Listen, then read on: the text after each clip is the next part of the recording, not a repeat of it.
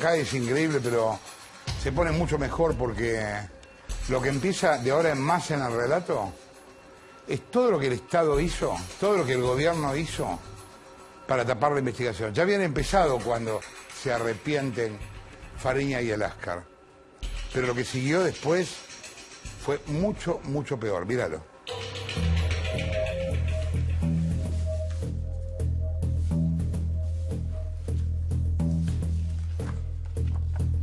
En Buenos Aires descubrimos que existieron reportes de operaciones financieras sospechosas realizadas por empresas de Báez, que la Unidad de Información Financiera, a cargo de José Esbatela, omitió presentar ante la justicia para salvar a Lázaro. La protección a Lázaro venía desde muy lejos. En el medio de la investigación viene una fuente y me cuenta algo que para mí era increíble en ese momento. Y es que se habían emitido reportes de operaciones sospechosas de empresas de Lázaro por un banco que se llama Finansur por 180 millones de pesos. Y la Unidad de Información Financiera no había hecho nada. Demoró 5 años en llevarlo a la justicia. Este resumen de cuenta de Tigan Inc. en el banco Lombard Odier de Suiza es de el 2 de marzo de 2011. Desde Suiza también se sumaban pruebas. Un funcionario del banco Lombard Odier confirmaba que por la cuenta a nombre de Martín Báez había pasado mucho más que $1,5 millones. Que todas las transferencias habían sido electrónicas, que después del primer depósito de $1,5 millones empezaron a transferir mucha más plata. El banco suizo cerró la cuenta por sospechosa. Conseguimos entonces los datos de un vuelo que Martín Báez hizo con Pérez Galín y con su abogado, Jorge Chueco, a Suiza. La fecha coincidía con el momento en el que debieron cerrar la cuenta, por pedido del Banco Lombard Odier. Todo lo que denuncié dio origen a una causa en la justicia federal. Cayó en el juzgado de Sebastián Casanelo. Pero entonces el gobierno empezó a tejer una red de protección en torno a Lázaro. Una noche recibo un mensaje de Facebook de alguien que yo no sabía quién era y que me decía que nos teníamos que ver ya, pero no entendía nada porque me trataba como si me conociera. Entonces contesto preguntando y me pone un teléfono que tampoco conocía, pero cuando llamo a ese teléfono y me atiende esa persona, lo reconozco enseguida, porque era una fuente que conozco hace mucho tiempo. Y me dice que nos tenemos que ver urgente, que nos tenemos que ver ya. Cuando nos juntamos en un lugar escondido, medio rápido, me explica que teníamos que publicar una historia, que era que estaban armando una operación judicial desde el gobierno para sacar a Lázaro Báez y a su hijo de la causa. Esa operación la iba a protagonizar Carlos Gonella, nada menos que el fiscal antilavado, o sea, el que tenía que investigar esto y el que tenía que abrir la investigación. Bueno, Gonella se iba a encargar de que ni Lázaro ni su hijo estuvieran en esta causa. Báez era la cara visible de Néstor y Cristina. Porque Lázaro es Néstor. Lázaro y Néstor son lo mismo. Y vamos a mostrar un acta de directorio de Austral Construcciones. Teníamos la prueba de la relación comercial entre ellos. El acta por la que Austral Construcciones, la empresa insignia de Báez, decidía invertir en sociedad con los Kirchner.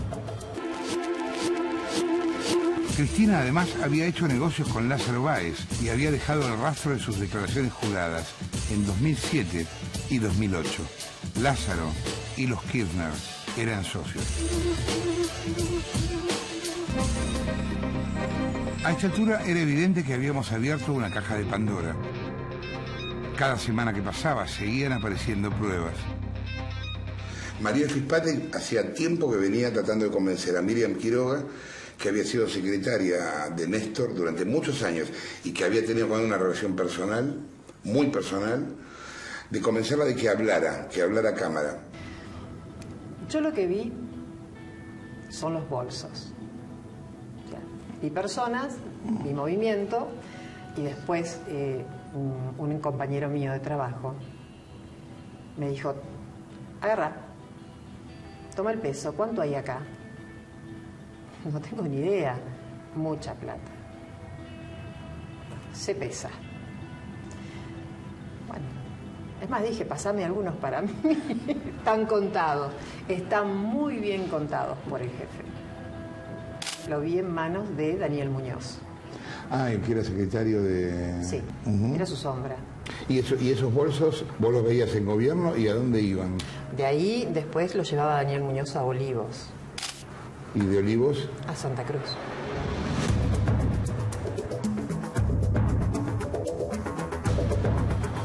¿Vos cuando eras chico alguna vez pisaste un hormiguero?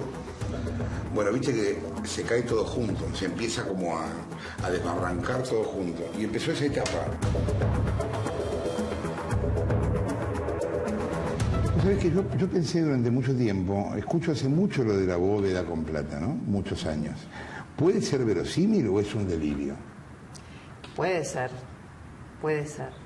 Porque yo también escuché una conversación telefónica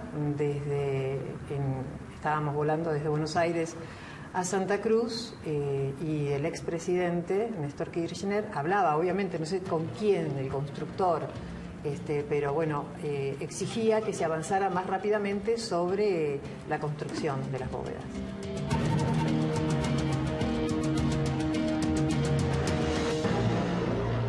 Escuché hablar de las puertas que tenían que llegar, de la bóveda, de que había que apurar el trabajo, y bueno, los enojos del expresidente porque las cosas no se hacían en los tiempos que él quería, y que la plata había que guardarla.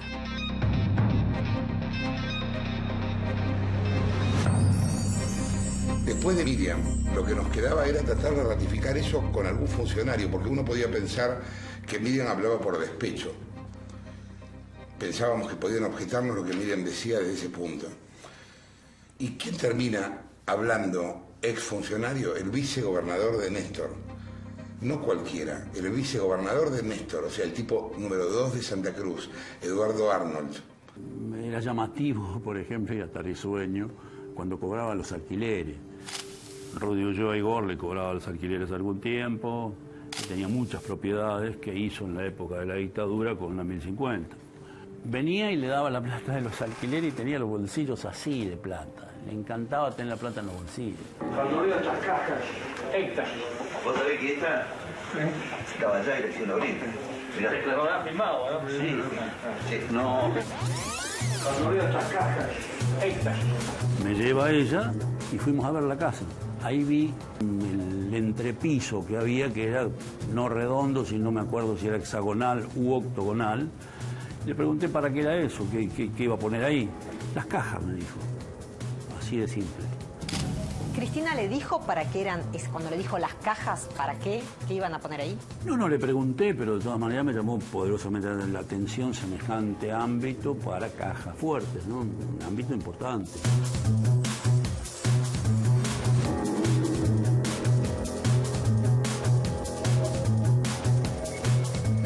Mientras más trataba el gobierno de ocultar el escándalo, más pruebas aparecían.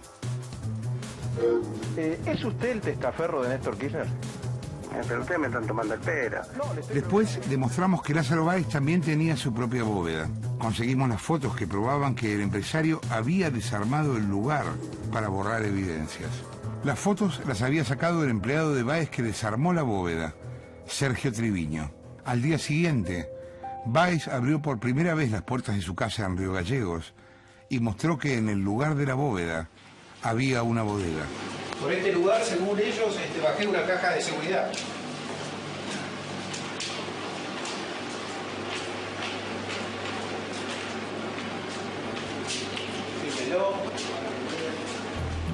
Esa operación no hizo más que confirmar nuestras pruebas. Pudimos comparar la bodega con la bóveda. Y eran iguales. Una reemplazó a la otra. Se ve perfectamente que es el mismo ángulo. Es la misma escalera. Y llevan al mismo ambiente. Llevaría al mismo ambiente de acuerdo al estudio que ya realicé. Ajá. Yo le digo que llevan al mismo ambiente. Las fotos que se mostraron... No sé dónde son. Me gustaría que ustedes me lo digan. Lázaro ya había intentado antes borrar evidencia en el Madero Center. Su gente vació de documentación las oficinas de la financiera SGI, aprovechando la demora de la justicia en allanar el lugar. Un hombre y una mujer salen de otra de las oficinas de SGI, la oficina del séptimo B. El hombre lleva una computadora. Se dirigen al ascensor, esperan y desaparecen. A partir de ahí empieza el desfile de los changuitos. Todas las personas que salen de SGI llevan papeles, cajas, carpetas. Todas se dirigen a un mismo lugar, el ascensor. Los changuitos salen llenos, bajan y vuelven vacíos, y vuelven a salir llenos. Todo esto que acabas de ver sucedió apenas unas horas antes de que la justicia realizara el primer allanamiento a la Rosadita, que es lo que estás viendo ahora. Qué casualidad, ¿no? Hicieron la mudanza unas horas antes del allanamiento. ¿Alguien les habrá avisado?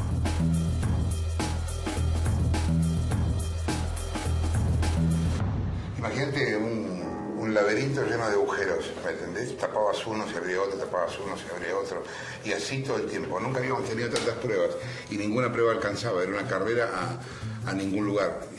Para la justicia no alcanzaba nada.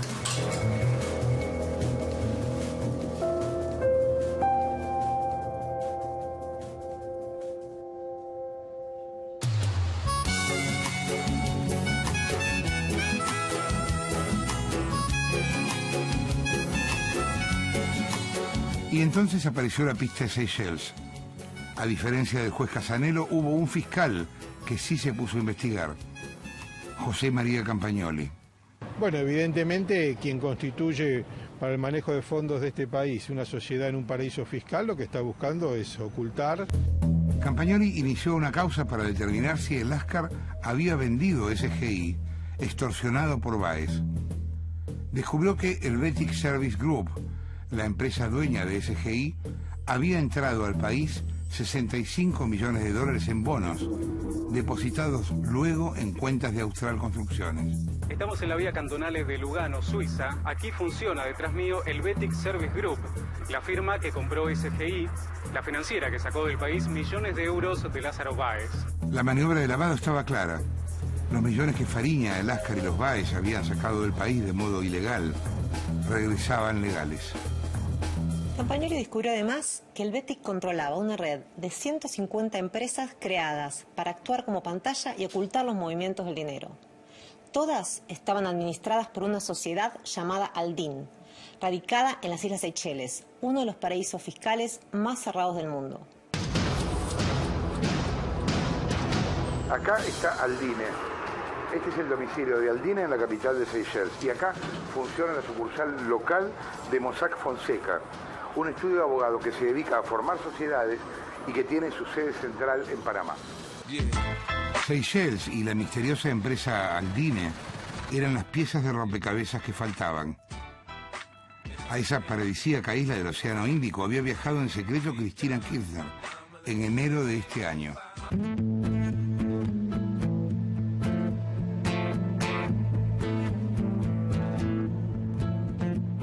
Quizás porque nunca tuvimos tanto.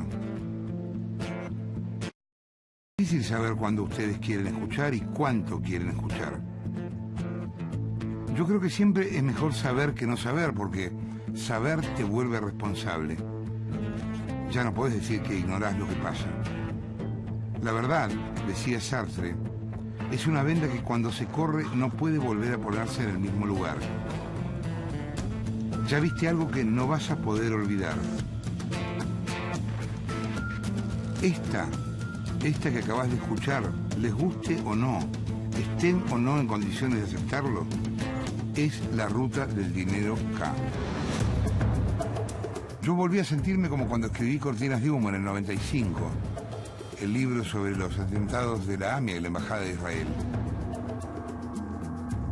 10 años después, el libro fue reconocido. Sacaron al juez Galeano y a los fiscales, algo que planteamos que había que hacer 10 años antes. Sigo creyendo en las películas en las que al final el chico besa a la chica. Quizá todo sea cuestión del tiempo.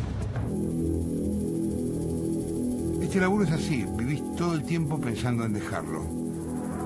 Te frustra que los demás no quieran escuchar, es cansador. Pero a la vez se siente una obligación para con nadie, más que nada para con uno mismo.